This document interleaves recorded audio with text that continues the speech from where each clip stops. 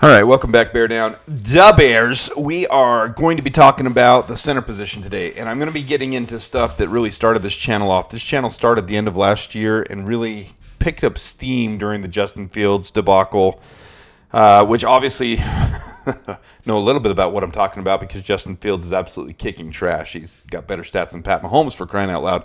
Not the point of this video. Did a lot of analysis pre-draft, did a lot of analysis on different positions, and there's a lot of players we've gone through that would have been really nice for this team. So I'm going to start it off early this year, and I'm not saying by any means we should focus on the draft as in this team doesn't have potential, because I still think the Bears are going to be a playoff team. That's not the point of this. But as the college playoff picture continues to develop and goes on, I want to watch some of these players and see and show a process of how I analyze them and what I'm looking for as I go through the offseason into the end of this season and into the end of the college season. So I'm going to bring some of that up today. I'm going to show some of that. I think it'll give people a good picture. I'm going to focus first. I'm going to maybe do one of these a week. I don't know. We'll see. We'll see how it goes. But the more I analyze Bears tape, I've defended the line this year, and there's a lot of potential. I mean, the offensive line, there's so much potential. I mean, it's frustrating because I played offensive line a little bit, and there really are some good guys on the line, a lot of good experience. It's just not coming together. There's no cohesion. There's some coaching issues. There's something going on, but it's not clicking, and it's not working. So it needs to have a little bit of an overhaul, and that's the one position, this offensive line, where there's contracts coming up. There's not a lot of dead contracts, not a lot of contracts overall that are coming to an end that really need to be replaced. I mean, you've got on the offensive line, though, I'm talking about the team as a whole, but on the offensive line, there are a lot of positions that could have an overhaul. They could have some things coming up. You've got Nate Davis, whose contract could be void at the end of this year with very little cap hit, very little dead cap, $2 million. You've got Coleman Shelton, whose contract is up. You got Tevin Jenkins, whose contract is up. You got Braxton Jones, who's coming to the end of his contract 1 year after this one. So there's a lot of potential for turnover on the offensive line. So I'm going to hit that head on. And so far I've defended Coleman Shelton, but the more I watch tape, there's got to be something coming in to change it. And I really think with the contracts that are coming up, even if Ryan Bates, who has one more year after this year, can be a bridge gap, I don't see us re-signing Coleman Shelton after the way the first of this year started. Now, obviously, there's a lot of game left to be played. We're only a quarter of the way through the season. But the way he's played so far doesn't scream, oh, we're going to re-sign him. So maybe there's a transition to Ryan Bates. Maybe we start transitioning Ryan Bates to center so that Caleb can have another year with his center, and then we draft a center to come in and learn under Ryan Bates. Or maybe the whole thing just needs to be a brand new center next year because Caleb will have enough experience under his belt to be able to work with a rookie center next year. It's obviously working in Pittsburgh right now. Zach Frazier is one of the better centers in the league at the position where we're at now. So let's look. Let me pull some of this up. So this is what we're going to look at today. This is the headline of it. In fact, I'll just pull me off. Here's the NCAA centers to watch. Tracking now for Chicago Bears' biggest position of need and center, I do believe. Now, here's one of the things. Okay, I say I'll pull myself off, but then I don't.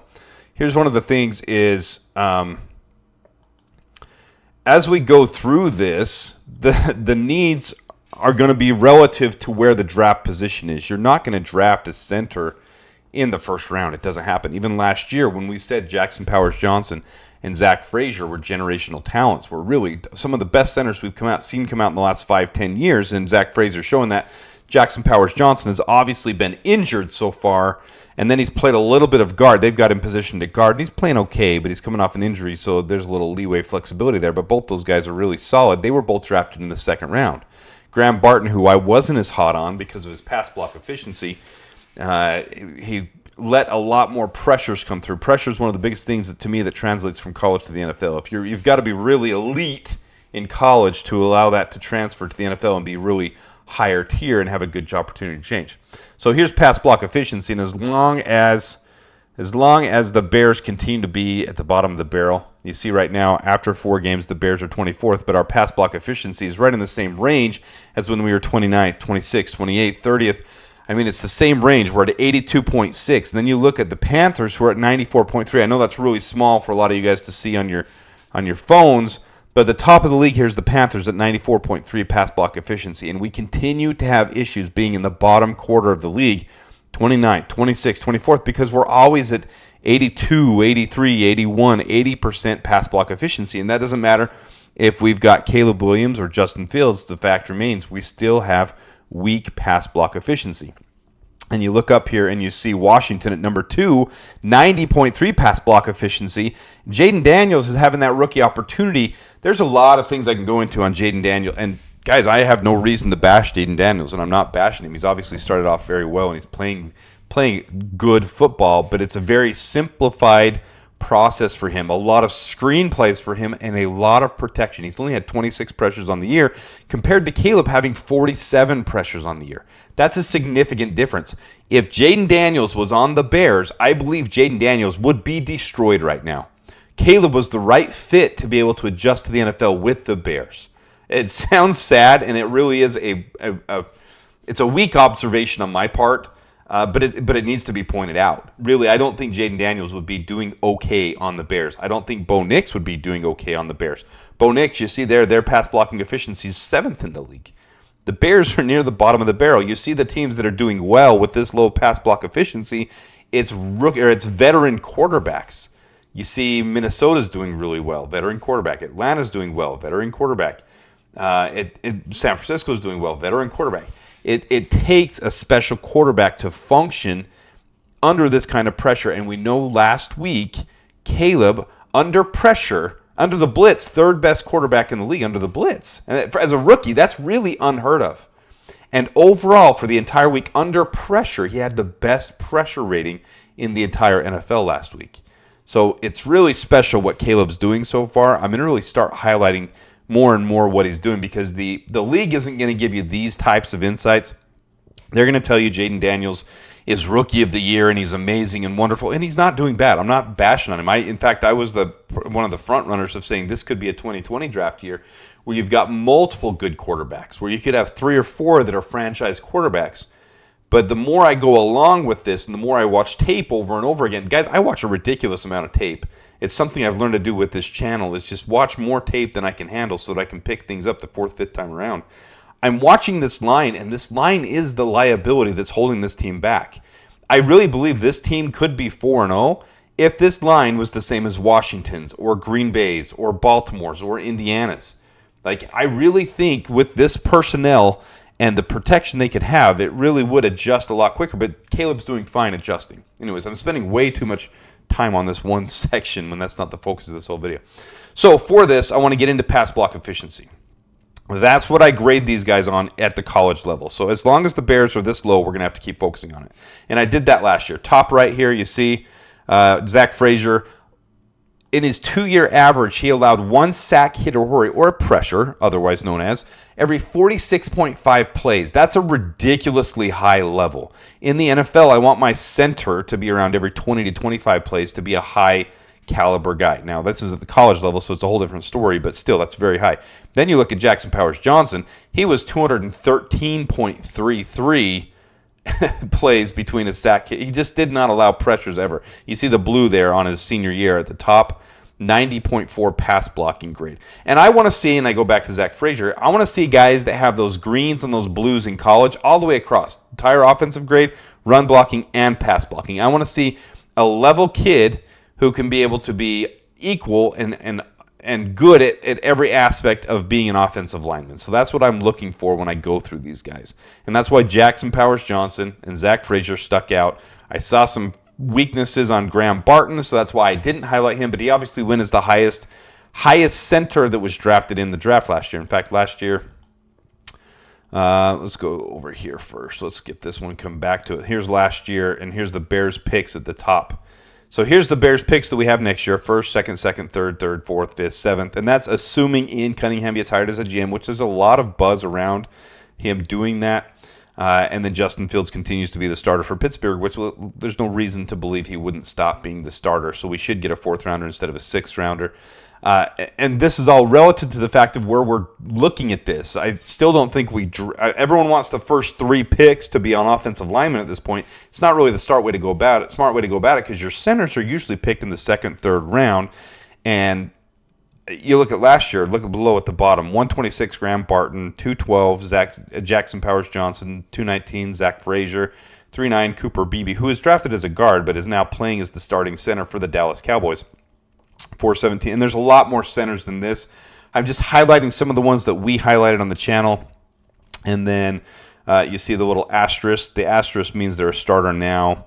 And the, whatever that little triangle upside down, I don't remember what that's called at the moment, brain fart.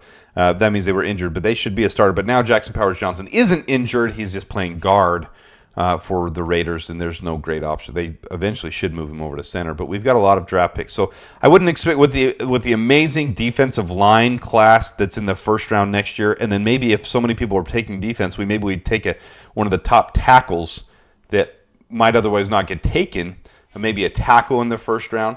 So then we take a look at this year so far in the NFL in 2024, and the little stars are the people that are coming up as free agents. So it's possible we could go the free agent route, and then the little dashes are, this is really small. I apologize, guys, but you can see how these guys are doing from this. But I don't see us going the free agent route with who's available out there. Maybe Austin Corbett, if he continues to have a huge year in Carolina, wants to get out of Carolina. I guess that could be an option, but his run blocking is a little bit weak, and the Bears really need to rely on the run. Drew Dahlman, I don't think is going to go anywhere, and his pass blocking is a little bit weak. Ryan Kelly's getting older. Coleman Shelton is with us now, and it's not necessarily working out elite. Not a lot of sacks, but a lot of pressure, a lot of bull rushes affecting him.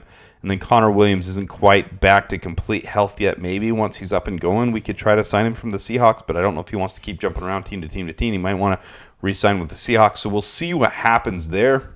So with that, let me get into my players as the preseason. So before the college football season started, there's a little spot I can put myself right there.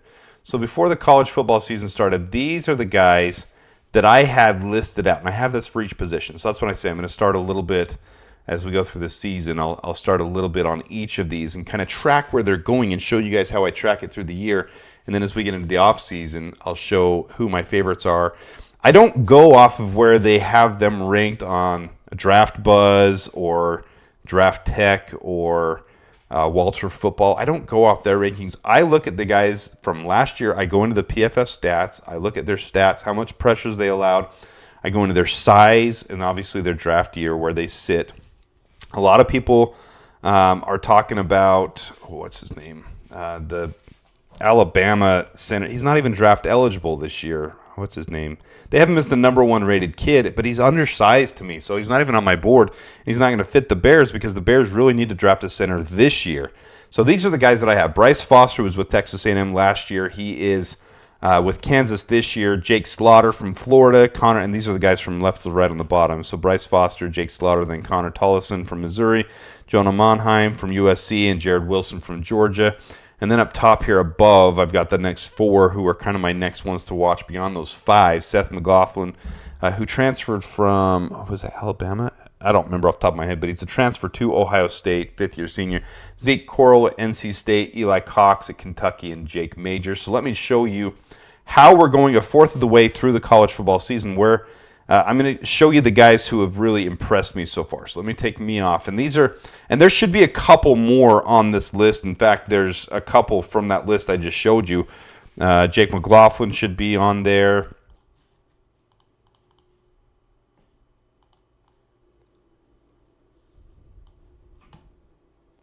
So I'm going to point some things out with my bear down pointer. So here's my little bear down pointer. So here's your team. There's a lot on the screen. There's just a lot to show. So here's the biggest thing right here. Their offensive grade overall. I want to see these guys in the green. I want to see the run block and the pass block in the green. So all these guys are off to a really good start this year. And then the next thing is just overall pressures. I want to see right here 0 for Jacob Gardner. That's why I'm highlighting him with Colorado State. Yes, he comes from a smaller school. Yes, he's in the Mountain West, and it's not as impressive as your big power conference schools. But I like what I'm seeing so far. This is very impressive.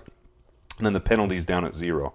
So Jake Slaughter's one I highlighted before. You see his pass blocking grade, 0 pressures allowed so far, so that's really solid for him. Run blocking grade probably could be a little bit better, but we'll see how the rest of this year goes. These are just some guys I'm going to highlight to start the year off. Bryce Foster, and you can see they all have a common theme. They're all pretty balanced. And like I said, I could put a couple more on this screen, but there just wasn't a lot of room. So 99 pass block efficiency. He's allowed a little more pressures than I'd like to see. Let's see how he goes through the rest of the year. You can see 154 opportunities and 3 pressures, so that's 1 every 50 snaps, so it's not terrible. And 0 sacks allowed is a good thing. Brian Stevens, who I didn't highlight, he's kind of, so a couple of these will be new to the list that I didn't have highlighted, and you'll see that in the next page. 80.6 pass blocking, 73.4, and most of these guys I'm highlighting had decent years the year before because you want to see stacked up years go well. And so these are some of the guys that I'm watching. You can pause this if you want to, kind of check some of these guys out. But this is what I'll do through the year. I'm not going to do this every week for this position, but I'll kind of update maybe another third of the way through the year and then after the bowl game. And then as we get into the offseason, I'll do a lot more stuff on the draft. But these are some players you can start to keep an eye on because a lot of people don't know where to start looking. And this is the nerdy analytical stuff that I do all the time when I'm looking at guys the Bears could draft. And I'm screaming at my screen saying, why aren't you looking at this guy? Why are we getting scrub third string players that we could really affect this position if we went higher value here? And it's frustrating because you can't fix everything in 1 year. I get that, but that's why we all wanted to trade down the haul last year, because then you could have fixed some of these things. We could have drafted Zach Frazier. We could have drafted 5 other players and been able to have more holes filled. But Caleb's well worth it. So if anything from this, everything I'm watching, Caleb is making it work with a poor line, and this line is a poor line. So this is where we stand right now this week, and this is where they grade. So let me move this back up out of the way. Move that over here. Get the logo out of here. This is my little pointer. So here's how the guys that I had highlighted. Jonah Monheim really isn't doing great with USC so far, so that's not a good look. He did a lot better with Caleb. He's one of the only great players last year. Connor Tollison having a great year. Really, these other guys are doing pretty decent from the top 5 that I had picked before. Zeke Corral off to a really good start. Seth McLaughlin's, Eli Cox and Jake Majors off to a little bit of a rocky start. And then some of the guys that have come through that I want to keep an eye on a little bit more. Jacob Gardner, Brian Stevens, Drew Kendall, Boston College, Pat Coogan, Notre Dame. These are some guys to keep an eye on. So here's kind of where I'm looking right now as we go through the year. I'll update this, but this is kind of my own little big board, and this isn't in order necessarily because I would now drop Jonah Monheim down from how his year started. 6 pressures allowed. So PA is pressures allowed. BLCK is block grade for PFF.